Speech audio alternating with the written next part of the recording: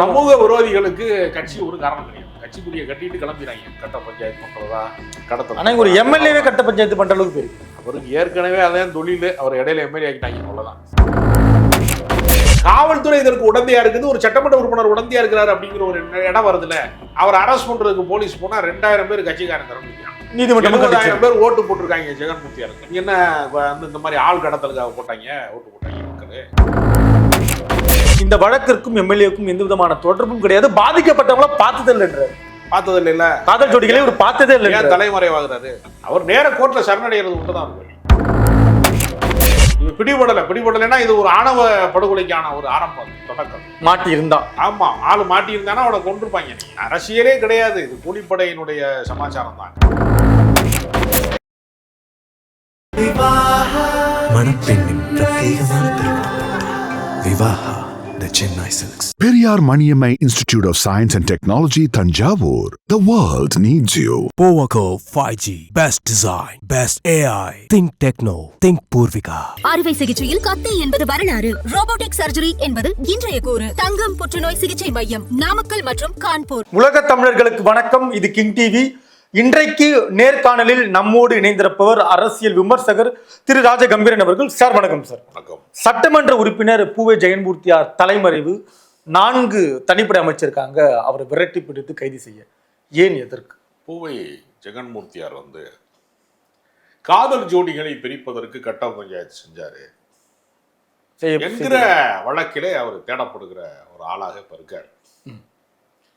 ஒரு தேனி மாவட்டத்தை சேர்ந்த ஒரு பொண்ணு ஜெயாஸ்ரீங்கிற பொண்ணு இங்க திருவள்ளூர் மாவட்டத்தை சேர்ந்த கலாம்பாக்கம் என்று சொல்லக்கூடிய தனுஷ் என்கிற ஒரு இளைஞனோடு இன்ஸ்டாகிராம்ல பழகி 2 பேரும் காதலித்து அவர்கள் திருமணம் செய்து விட்டார்கள். எந்த தவறும் இல்லாதல அப்படின்னு நீங்க சொல்றீங்க. இது ஒரு மாபெரும் குற்றம்னு அந்த பெண்ணினுடைய தகப்பனார் வனராஜன் என்று சொல்லக்கூடியவர் கடுமையான கோபத்துக்கு ஆளாகி கூலிப்படையை தேர்றாரு. ஆமா, உதவிக்கு. ஆமா, இது எப்படி பிரிப்பது, பெண்ணை எப்படி மீட்பது, சம்பந்தப்பட்டவனை என்ன செய்யலாம், ஏறத்தாழ ஒரு ஆணவ படுகொலைக்கான முன்முயற்சியாக கூட இது இருக்கலாம்.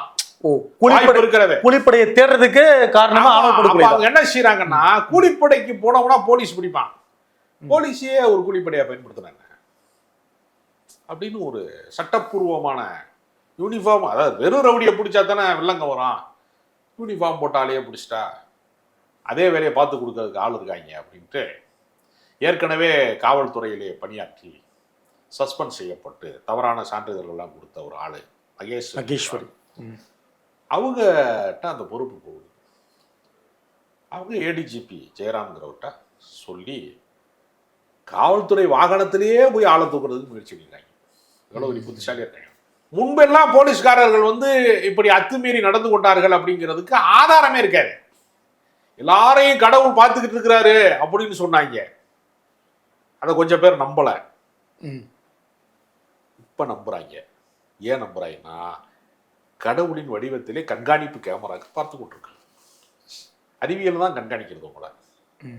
கடவுள் பார்ப்பதற்கு ஆதாரம் கிடையாது, கண்காணிப்பு கேமராவுக்கு ஆதாரம் இருக்கு. போலீஸ் வாகனத்துல போய் ஆளை தூக்க போனாங்க வீட்டுக்குங்கிறதுக்கு, ஐயா நான் அப்படி சொல்லவே இல்லை செய்யவே இல்லை அப்படின்னு சொன்னோம்னா சிசிடிவி ஃபுட்டேஜ் எடுத்து காட்டிடுவாங்க. போன்ல பேசிவிட்டு இப்ப கூட ஒரு போதை வழக்குல ஸ்ரீகாந்த், நடிகர்கள் ஸ்ரீகாந்த் கிருஷ்ணாலாம் மாட்டுறாங்க. ஐயா நான் அப்படி கிடையவே கிடையாதுன்னு சொன்னப்ப எலக்ட்ரானிக் எவிடன்ஸ் எல்லாமே ரெக்கார்ட் ஆயிருக்கு. நான் பேசுறேன், என் குரல் பதிவே நான் போன்ல பேசினா ரெக்கார்ட் ஆயிடும். இன்றைக்கு ஓடுவதற்கும் ஒளிவதற்கும் இடம் கிடையாது. அறிவியல் தொழில்நுட்பத்தினுடைய வளர்ச்சியின் காரணமாக நீ எந்த குற்றம் செஞ்சாலும் ஆதாரமே இல்லை, நான் கிடையாதுங்க, நான் அவன் இல்லைன்னு சொல்ல முடியல. அதன் அடிப்படையில் இவங்க சிக்கிட்டாங்கன்னு பார்த்துக்கலாமா? ஏடிஜிபி போய் அவர் வண்டியில ஒரு ஆளை அனுப்பி சம்பந்தப்பட்ட அந்த தனுஷுங்கிற அந்த காதல் திருமணம் செய்த இளைஞனை தூக்கலான்னு நினைக்கும் போது அவன் ஆளை காணாம். குறித்தமா இருக்கு. அவன் தம்பி ஒருத்தன் இருக்கான், அவனை தூக்கிட்டாங்க. அவனை வண்டியில ஏற்றி கொண்டு போகும்போது அவன் சிறுவன், 17 வயசு 16 வயசு உள்ளவன். அவனை வண்டியில ஏற்றி கொண்டு போற போது அந்த அம்மா என்ன பண்ணிருச்சுன்னா, ஏதாவது கூட்டி கொண்டு அடிச்சு விட்டாங்கன்னா என்ன பண்றது? அண்ணன் எங்கே இருக்காண்டான்னு சொல்லி சொல்றாரு, அவனை விட மாட்டேன்னு பையனை கைதியாக. அவன் என்ன குற்றம் செஞ்சான்? அவன் காதலிச்சானா, கல்யாணம் பண்ணானா, அவன் அண்ணன் கல்யாணம் பண்ணதுக்கு அவன் எப்படி பொறுப்பாவான்? அவனை ஒரு பணைய கைதியாக கொண்டு போய் போலீஸ் கஸ்டடியில வச்சு அடிக்கணுங்கிற மாதிரியான பிளான்ல வந்து அவங்க வண்டியில கூட்டு போயிருக்காங்கிறப்ப அந்த அம்மா வந்து பதட்டம் அடைந்து என்ன செய்யறதுன்னு தெரியாம யாரோ ஆலோசனை சொன்னார்களா இல்ல அதுக்கு தோணுச்சாங்க காவல்துறையினுடைய அவசர எண்ணாக இருக்கக்கூடிய 100க்கு ஃபோன் பண்ணிட்டாங்க. அதுவும் பாருங்க, இதுல எல்லாத்துலயுமே அறிவியல் தொழில்நுட்பத்தினுடைய பங்கு. சம்பந்தப்பட்ட ஆளுங்க நீங்க ஃபோன் அடிச்சீங்கன்னா சில பேர் அதை கன்சிடரே பண்ண மாட்டான் சில அதிகாரிகள்ல. அது கரெக்டா 100 போனதுல அது ரெக்கார்ட் ஆகி காவல்துறையிலே நேர்மையான விசாரணைகளை நடத்துவதற்கு புகழ்பெற்ற அஸ்ரா கார்கிட்ட போயிருச்சு அந்த தகவல். அவர் யாருடைய பாரபட்சமும் பார்க்காமல் நடவடிக்கை எடுக்கணுங்கிற முடிவுல எடுக்கும் போது இதற்கு பின்னணியிலே வந்து அவங்க என்ன பண்ணியிருக்காங்கன்னா, அந்த மகேஸ்வரி ஏடிஜிபியை கான்டாக்ட் பண்ணும்போது லோக்கல்ல திருவள்ளூர் மாவட்டங்கிறதுனால எம்எல்ஏவை கரெக்ட் பண்ணிடுவோம் கோவை ஜெகன்மூர்த்தியார. அவருடைய அதாவது எப்பவுமே காவல்துறைக்கும் அதிகார வர்க்கத்துக்கும் எப்பவுமே ஒரு தொடர்பு இருக்கும். அவர் ஏரியாவில் ஒரு ஆளை தூக்கும் போது அவர்கிட்ட சொல்லிட்டோம்னா அவரும் சப்போர்ட் பண்ணிட்டாருன்னா பிரச்சனை தெரிஞ்சல.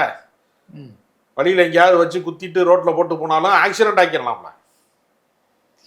எப்ப அவரு இதுல தொடர்புடையவராக இருக்கிறார். இதுல ரொம்ப முக்கியமான விஷயம் என்னன்னா, அந்த தனுஷுங்கிறவன் ஒரு ஒடுக்கப்பட்ட சமூகத்தை சேர்ந்தவன். பூவி ஜெகன்மூர்த்தியாரா அதே சமூகத்தை சார்ந்தவர், ஒரே சமூகம்.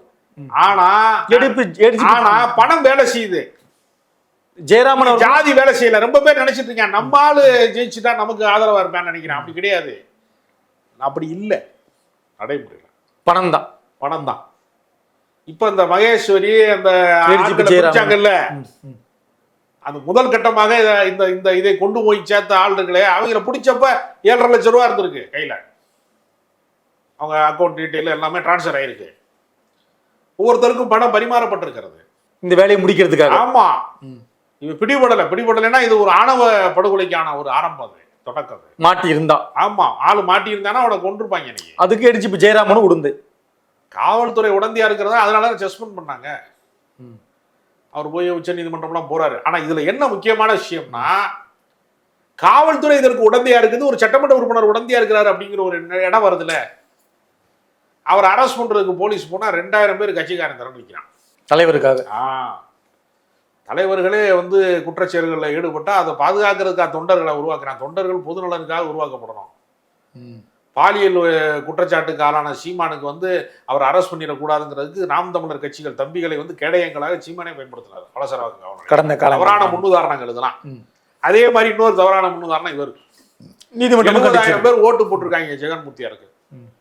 என்ன இந்த மாதிரி ஆள் கடத்தலுக்காக ஓட்டு போட்டாங்க மக்கள். நீதிமன்றம் கேட்டிருக்கு இந்த கேள்வியில. நீதிமன்றம் கேட்டுதான் நீதியரசர் கேட்கிறாரு, வேல்முருகன் கேட்கிறாரு. அப்ப இந்த நிலைமையில இப்ப கடைசியில் அவர் முன்னுக்கு பின்முறையான மக்கள் பிரதிநிதி அரசியல் ரீதியாக பழிவாங்க பாக்குறாங்க. திமுக அரசு அதிமுக கூட்டணியில் இருக்கிற எம்எல்ஏ தூக்க பாக்குறாங்க. எடப்பாடி பழனிசாமி கூட லைட்டா நூல் விட்டு பார்த்தாரு, அறிக்கை விட்டு பார்த்தாரு.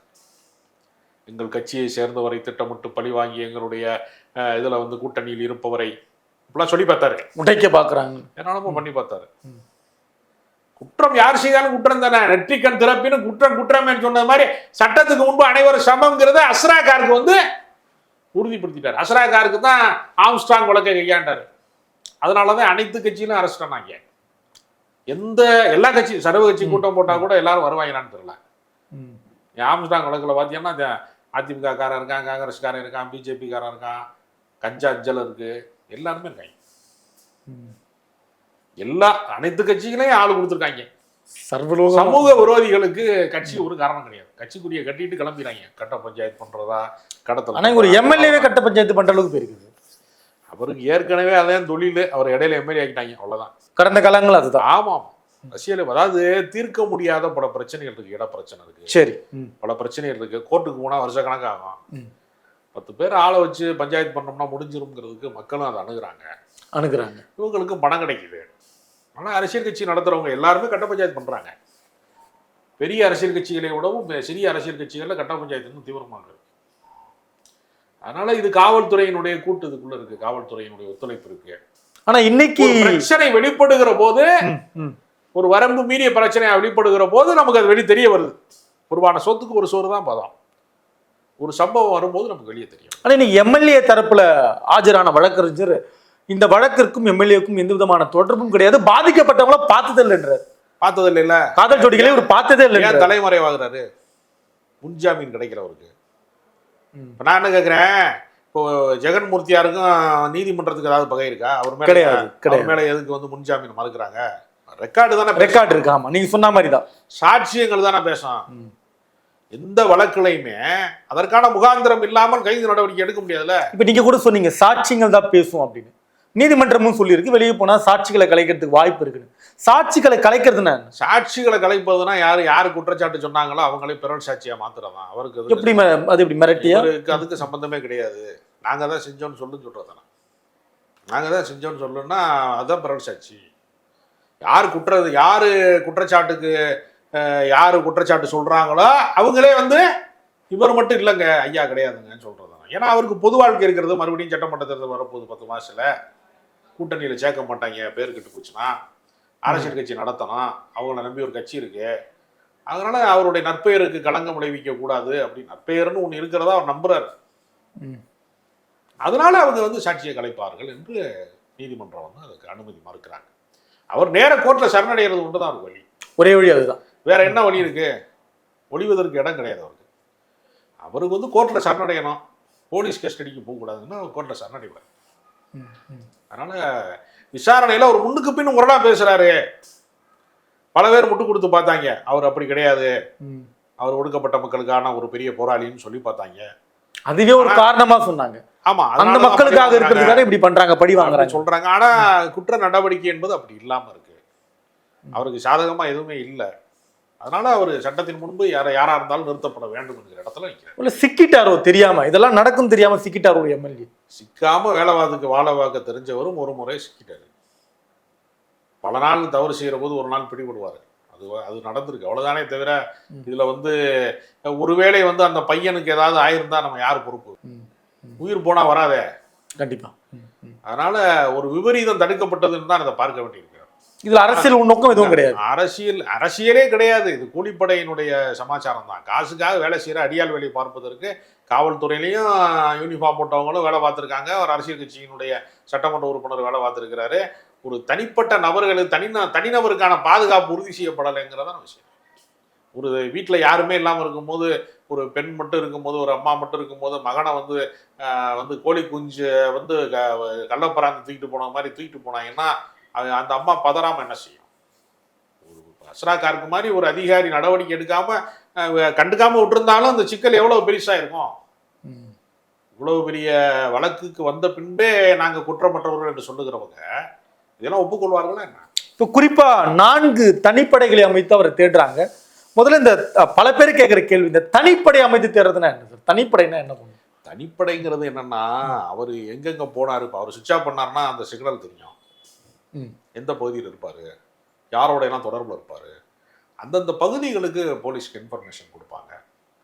அப்ப இவர் இங்கெல்லாம் போய் இருக்கிறதுக்கான வாய்ப்பு இருக்கிறது அப்படிங்கிறதுக்கான அந்த ரூமர் அவங்களுக்கு கிடைக்கும்.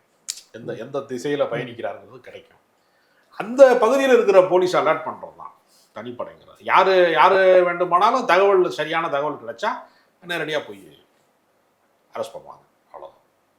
ஒரு தனிப்படை அமைத்து தேர்ற அளவுக்கு ஒரு சட்டமன்ற இல்ல, அந்த வழக்கை அந்த அளவுக்கு கொண்டு போக வேண்டிய அவசியம் வந்து அவர் தான் உருவாக்குறாரு. சட்டத்திற்கு முன்பு நீங்க சரணடைறது. இப்ப குற்றத்தை நாங்கள் ஒப்புக்கொள்கிறோம்னு அந்த பிடிபட்ட மகேஸ்வரி மற்ற ஆட்கள்லாம் ஒத்துக்கிட்டாங்க.